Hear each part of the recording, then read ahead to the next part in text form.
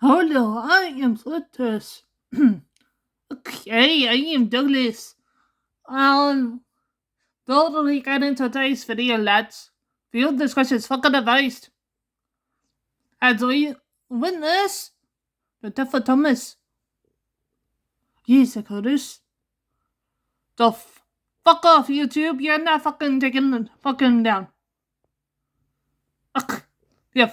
Okay, YouTube. Don't fuck. Take this down. As a Curtis, we have aged in season 5. Next up in this engine reaction batch is Soda Shorts 41 to number 50. Hey, and then I'm just 11 to 20, I'm so to be told. And next, then season 6 of Stories of Suda.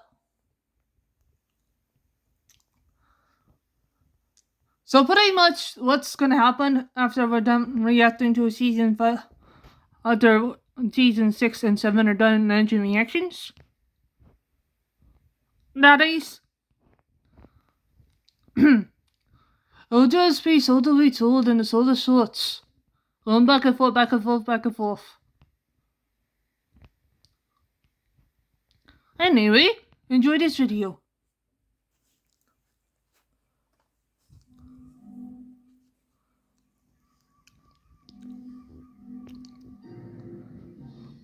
The train, for its type, is the most powerful vehicle on land.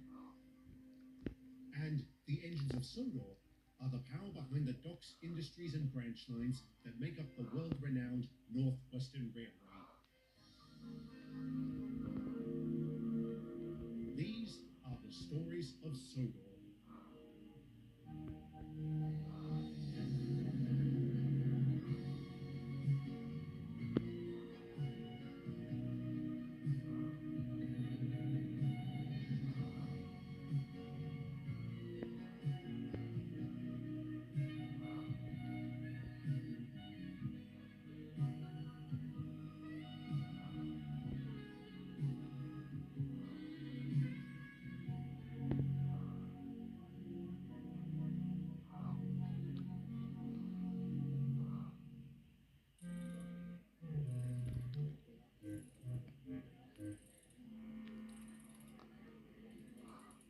This is absurd. Why do I keep breaking down, Robert? It looks like there's a defect in the manifold of your cooling system. How we missed it the last time, I don't know. But I promise we'll... Excuse me, Mr. Hall. It's a telephone call for you. Take a message. I'm busy. The caller said it was urgent. They're from Wellsworth Realty.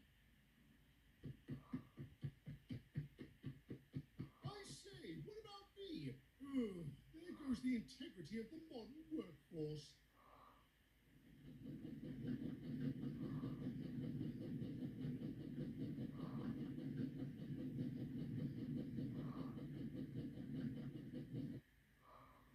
So you got it? Well done, Rob. How do you feel? Oddly serene. What do you mean by that? I used to live in that house when I was a boy. My mother died there. When I heard it was up for sale, I decided to visit out of morbid curiosity. I didn't know what to expect, but I was stunned that I felt happy. All of my best memories come from that place, so I decided to put in an offer. Now it's mine. Well, congratulations. What was that? I don't know. It sounds like it came from Brendan. Perhaps someone's having a dockside celebration. No, if there was a party, I would have heard about it. Has the day finally come where something slipped by you, Terence? Bite your tongue. I must say, it's a beautiful sunset, except the sun went down ages ago. And that's south, not west. Fire! Come on, chaps, we better head down. They might need all hands. A lot of the work as a team when I saw that the main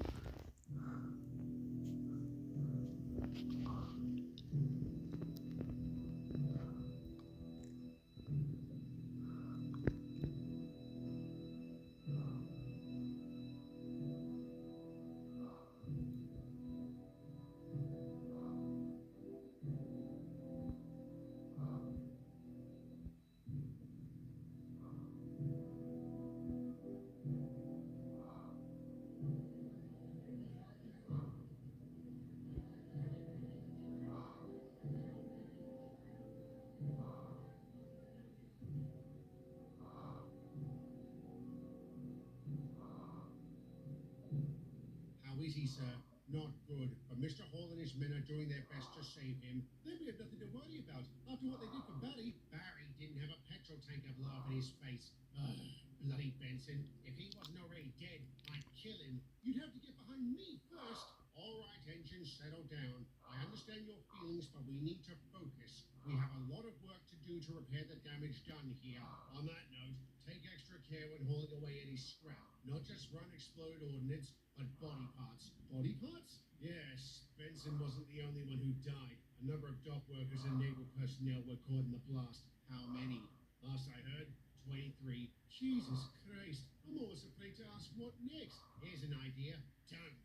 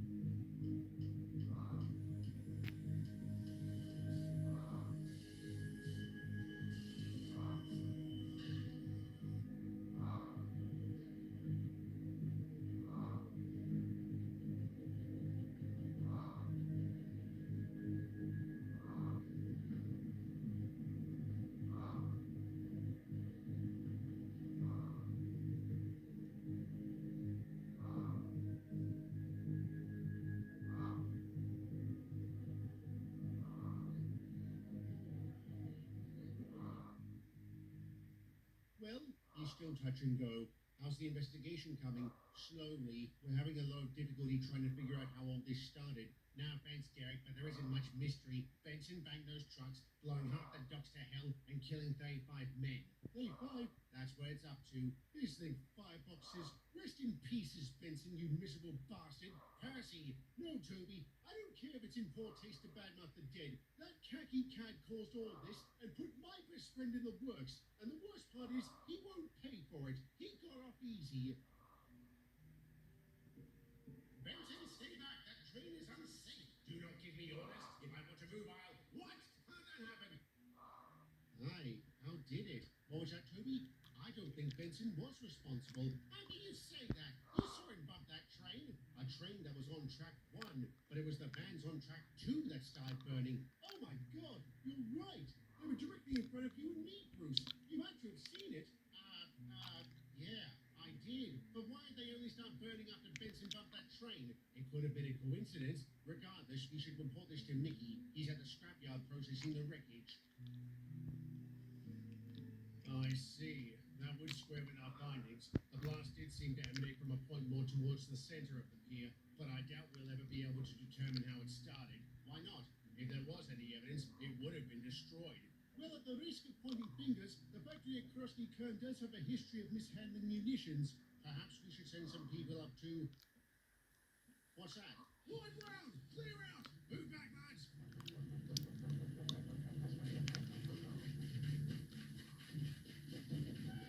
Oh, damn it! My valve gear's jammed! I'll get him! Stay put, Toby. I've got this. Mickey, what are you doing? Move! No.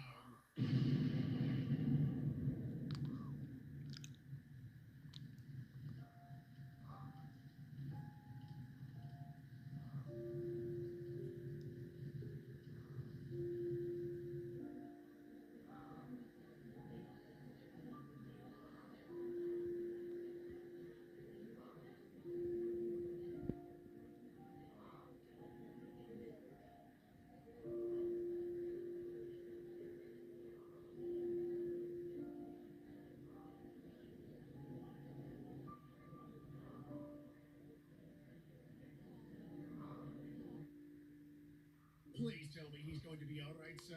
He will be, Henry. Donald suffered only minor damage. He'll be out of the works in a few days. We have Mickey to thank for that. It took real bravery to make such a sacrifice. Indeed, we lost a true legend today. What about Thomas, sir? How's he doing? I spoke to Mr. Hall while I was at the works. He told me that Thomas did not survive his injuries. What? I'm sorry, Percy, but our number one is gone.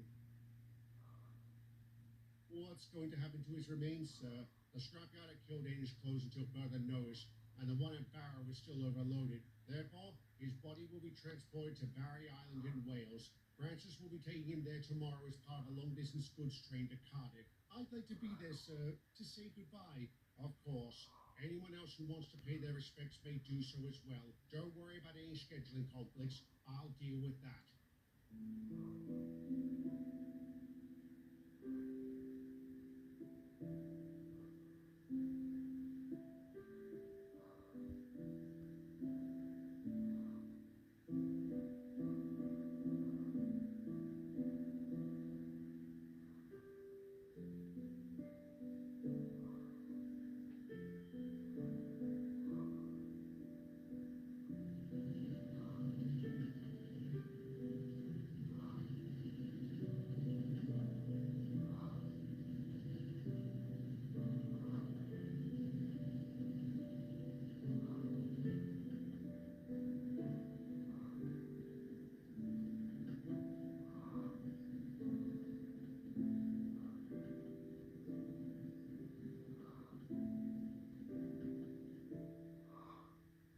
Did he suffer?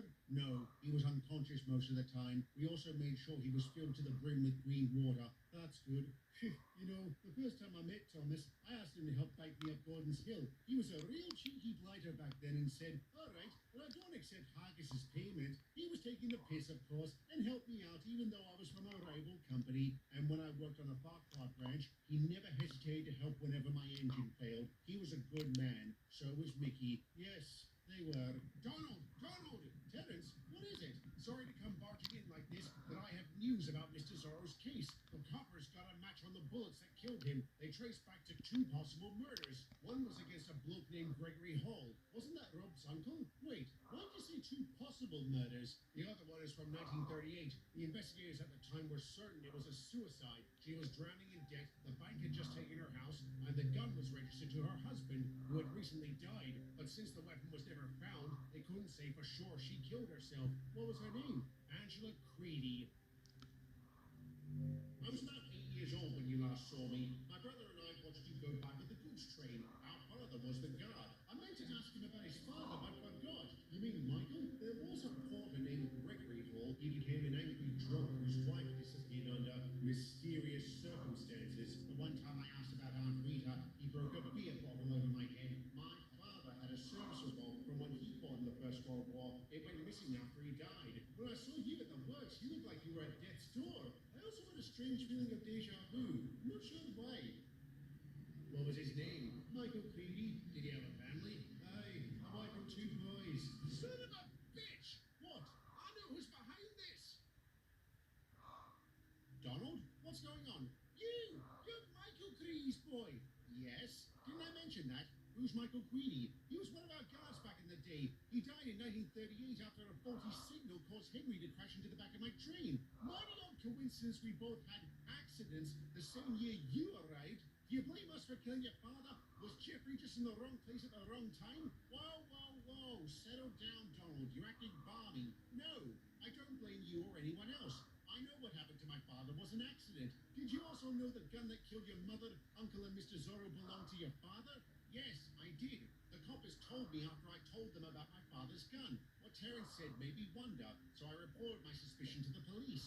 I was shocked about my uncle and Mr. Zorro, and I'll admit, I hated them both. My uncle because he beat me and my brother every chance he got, and Mr. Zorro for not compensating my mother. I think I know why. Around the time of that accident, he discovered our chief accountant was embezzling from the railway. Wait, he wasn't lying? Who wasn't? Mr. Zorro. I saw him at Kildane the day Peter died.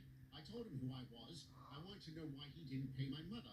He told me about the accountant. I thought he was lying, so I told him to sod off. But you're saying he wasn't? No.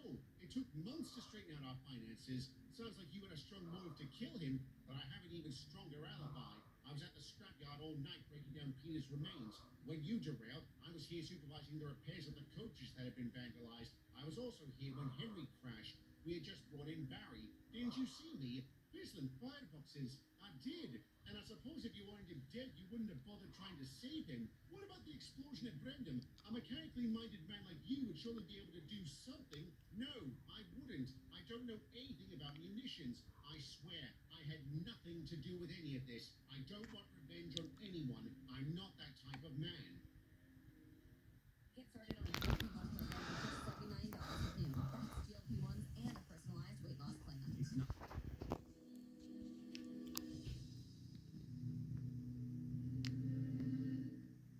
What about your brother? Oh, God.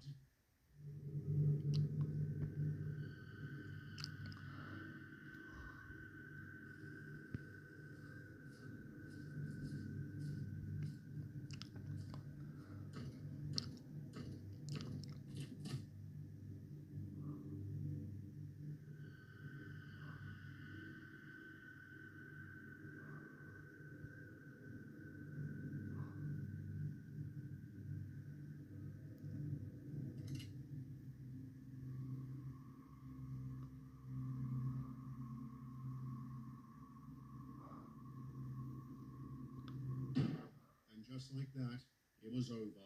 No justice, no retribution, and only a tentative sense of closure. Sean Creedy didn't leave behind a note, so it was unclear how much of Sodor's hardships were his fault. However, the weapon he used on himself was matched to the homicides of Mr. Zorro and Gregory Hall. He likely had something to do with the disaster at Brendan Docks, since one of his earlier jobs was working demolitions in a quarry. As an aside, the final count from that calamity was 56. Needless to say, Robert denounced his brother, calling him a murderer, a lunatic, and so much worse. There were whispers he might have been complicit in his twins' crimes, but these were never proven. He was able to weather these rumors and enjoyed a long, prosperous life on Sodor. In that time, he would marry a wonderful woman who gave him two beautiful daughters. Things would get better for us, though it was a hard road to recovery. We were very happy to see the end of 1965, and I'm pleased to say the years ahead were much brighter and filled with many changes. But those are stories for another